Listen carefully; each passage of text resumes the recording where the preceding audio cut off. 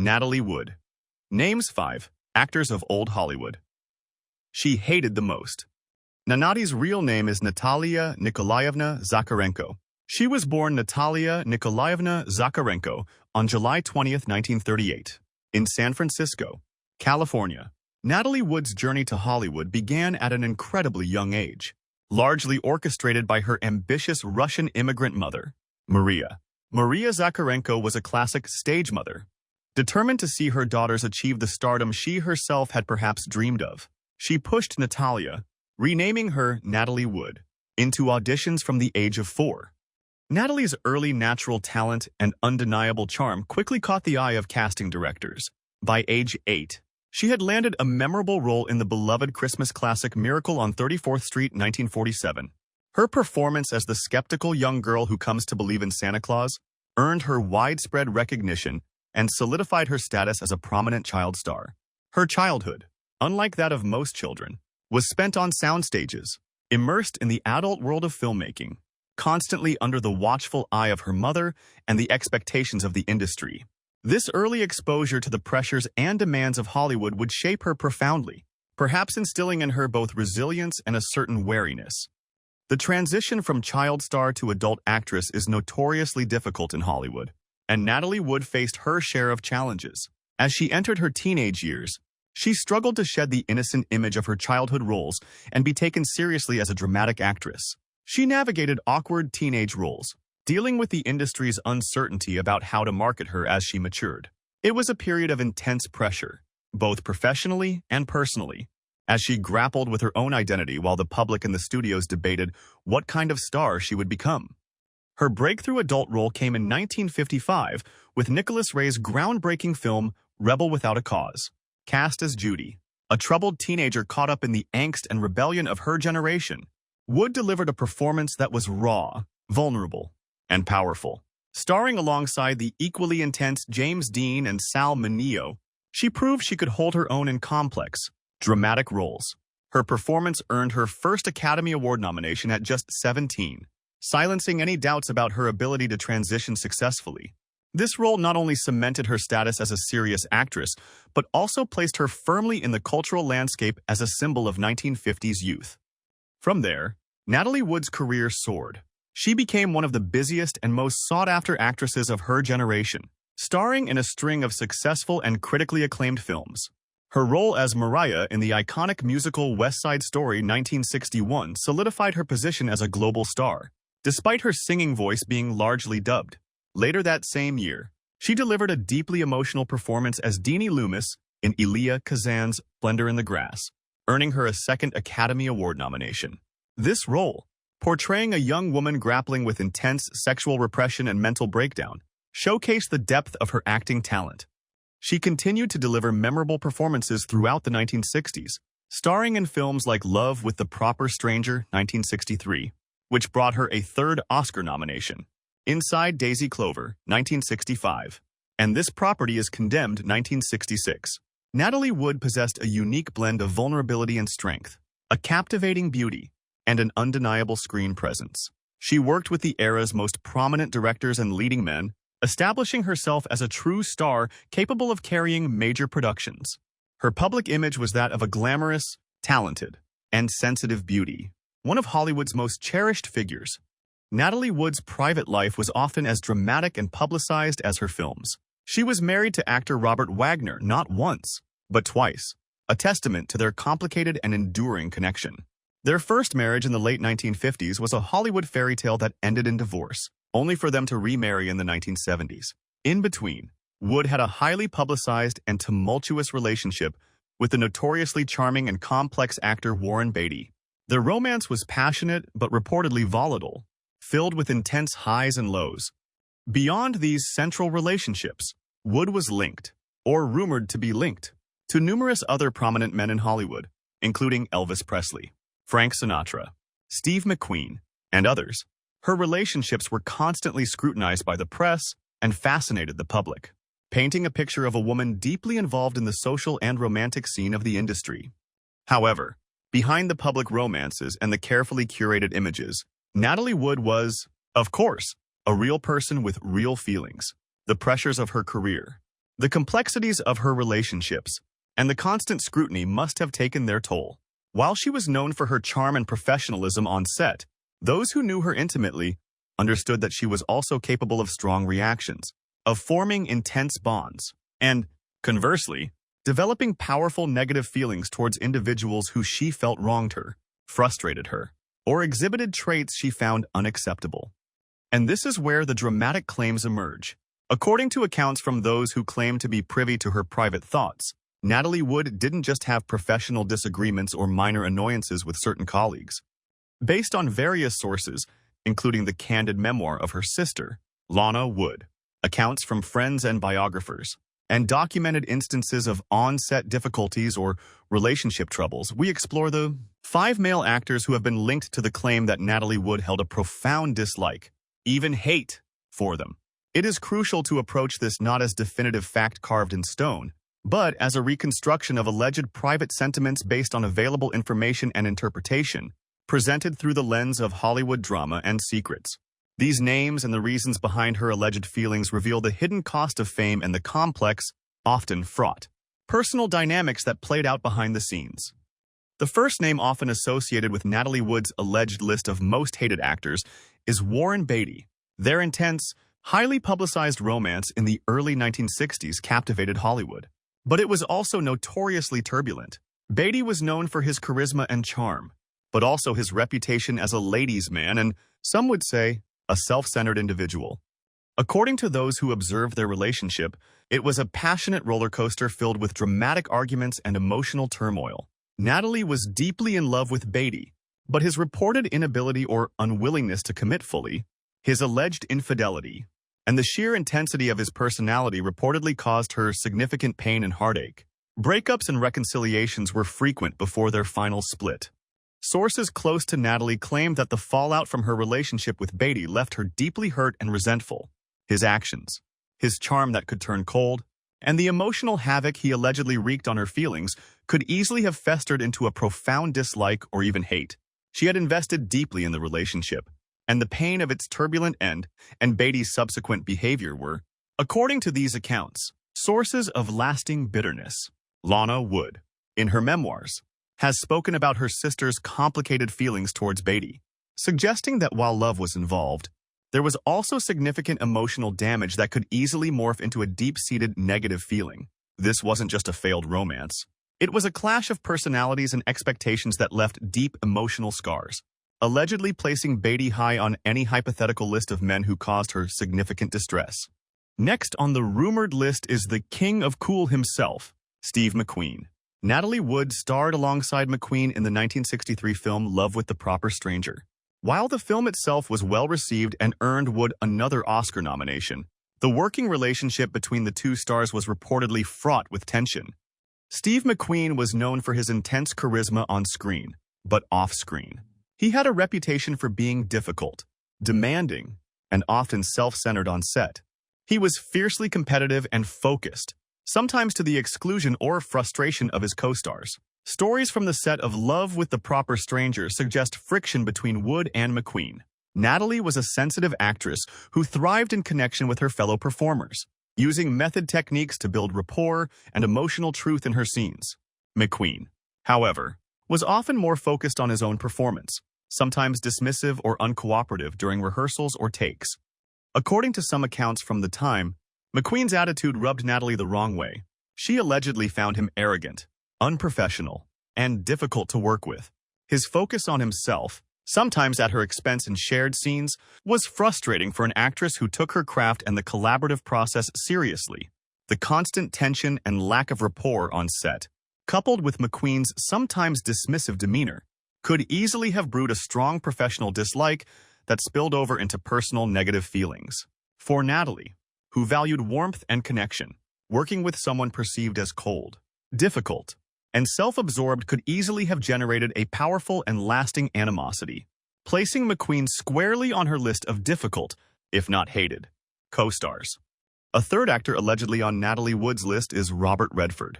Wood starred with Redford in 2 films in the mid-1960s, Inside Daisy Clover 1965 and This Property is Condemned 1966. Their on-screen chemistry, particularly in This Property is Condemned, was palpable, portraying a passionate but doomed romance. However, the experience on the set of Inside Daisy Clover was reportedly difficult for Natalie Wood. The film itself was a challenging production, and Wood portrayed a complex, emotionally demanding role. Robert Redford, while talented, was also known for being somewhat reserved, private, and less outwardly effusive than some of Wood's previous leading men. As an actress who relied on building a strong emotional connection with her co-stars, especially in romantic scenes, Natalie allegedly found Redford difficult to connect with. Sources from the production noted a lack of easy rapport or warmth between the two off-camera, which sometimes made the on-screen intimacy challenging to create. According to some accounts, this lack of connection and Redford's seemingly detached demeanor were frustrating for Natalie. She might have perceived his reserve as coldness or lack of interest, making her feel isolated on set during a demanding role. While there are no reports of outright arguments, the emotional disconnect could have been deeply irritating and demoralizing for Wood, who put so much of herself into her performances. The difficulty she experienced in creating the necessary on-screen chemistry, attributed by some to Redford's personality, could have led to a profound sense of frustration and professional resentment that, in her private moments, she expressed as strong dislike. The effort required to bridge that gap, coupled with the intensity of the film's subject matter, might have made working with Redford a particularly unpleasant experience, solidifying his place on a list of actors she found most difficult or, allegedly, came to hate. Moving away from co-stars on specific major films, another name that has been linked to Natalie Wood's alleged negative feelings is Elvis Presley. In the late 1950s, at the height of both their fame, Natalie Wood and Elvis Presley had a brief, highly publicized romance. It was a pairing of two of the biggest young stars in the world, generating significant media buzz. However, according to some accounts, the relationship was short-lived and ended rather abruptly, reportedly initiated by Elvis. While the king of rock and roll was undeniably charming and charismatic, his lifestyle, his entourage, and his ultimate priorities may not have aligned with what Natalie was looking for, or he simply may not have been as invested in the relationship as she was.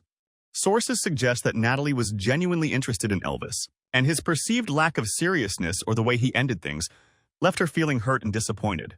For someone as sensitive and emotionally invested as Natalie Wood, being treated dismissively or having a relationship end without clear closure could have been a deeply painful experience. Hurt feelings, when left to fester, can easily turn into bitterness and resentment. While their romance was brief, the emotional impact it had on Natalie, coupled with the inevitable ego clash of two massive stars, could have led her to harbor significant negative feelings towards Presley, viewing him as someone who treated her poorly or caused her unnecessary pain. His name, therefore, is often mentioned in connection with men who earned her private ire, perhaps not for professional conflict, but for personal slight that she couldn't easily forget or forgive. Finally, we consider a fifth potential candidate for Natalie Wood's alleged list, perhaps representing professional friction on a specific project: Tony Curtis. Her co-star in the epic comedy The Great Race 1965 is a plausible addition. Curtis was a major star in his own right, known for his charm but also, at times, a significant ego and a demanding presence on set. Reports from the production of The Great Race, a large and complex film to shoot, suggest that working conditions could be tense. Tony Curtis, like some other male stars of the era, was known to be focused on his own performance and screen time, sometimes creating friction with co-stars. While there are no widely publicized major blow-ups between Wood and Curtis, the subtle dynamics of working with someone perceived as having a large ego or being difficult to deal with on a day-to-day basis could have been wearing on Natalie. For an actress like Wood, who often sought camaraderie and a positive atmosphere on set, constant minor frustrations or perceived slights from a co-star with a difficult reputation could accumulate.